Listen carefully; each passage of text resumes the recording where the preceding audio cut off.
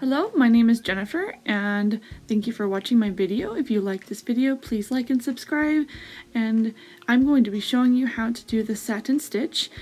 I received several requests from you guys, from you subscribers, in the comments about how to do a satin stitch, and I'm just going to show you the basics. And I'm actually still working on my satin stitch because it's probably one of the stitches that I'm not well versed in. I mean, I can do a satin stitch just fine, but it's definitely not perfect. I definitely need some more practice, but I will show you how to start and what it looks like. So make sure that you knot the string at the end and you come up from the bottom. And the whole goal here is to fill up a space, kind of like you're using the thread to fill in the empty space to make a solid color. And in this case we're using 2 threads of black, and I'm working on the owl's eye from the owl that I'm making in my tutorials. And if you haven't seen any of my owl wreath tutorials, please look in the description box below. I'll have a link for those there. And basically the main trick about this stitch is to not pull on it too tight. And I do make make a mistake about pulling a couple of them too tight, but then I will show you how to kind of fix it. And it's rather simple. So the whole goal here is to make sure that the thread doesn't show in the back.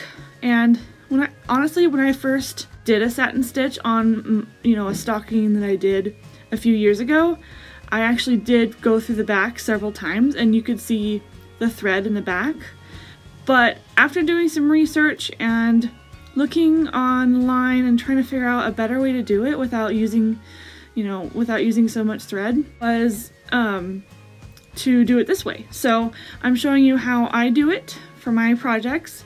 And again, it's not perfect. You can see it's definitely not along the lines, but it's a really great demonstration because this is what yours is going to look like. If you've never done a satin stitch before, then this is what you can expect.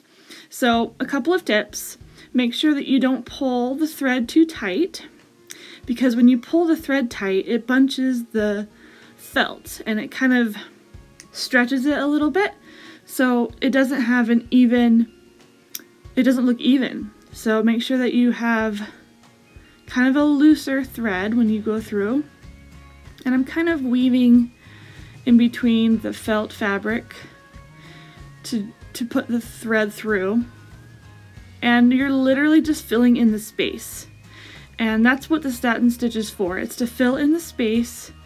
Usually it's used for eyes and noses, and I've used it for a Santa mouth, to fill up a mouth, stuff like that. It's usually small spaces.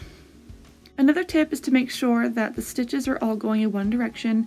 Notice that all my stitches are going up and down, and that's the way you're supposed to do it. So when you're filling up the space, make sure that they are going up and down. If you have any questions about the satin stitch, please feel free to leave a comment down below. I'll be happy to answer any questions that you have.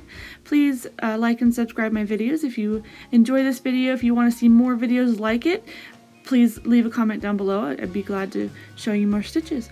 And real quick, I will show you how to finish this. So what I usually do is I go towards the edge once I'm done, and I add an outline stitch to go around the eyeball, and this makes it look like it's finished, and it looks so much better when it's done. Another trick about doing an eyeball, because I'm doing an eye right now, is to make sure that both eyes look similar. That's pretty darn tricky, and I am still practicing on that, and I think the finished eyes that I have look pretty good together. So in my next video, I will be showing you the owl that these go onto, and there's the finished eye. And please look forward to that tutorial for next week, and I hope to see you guys next time. Bye!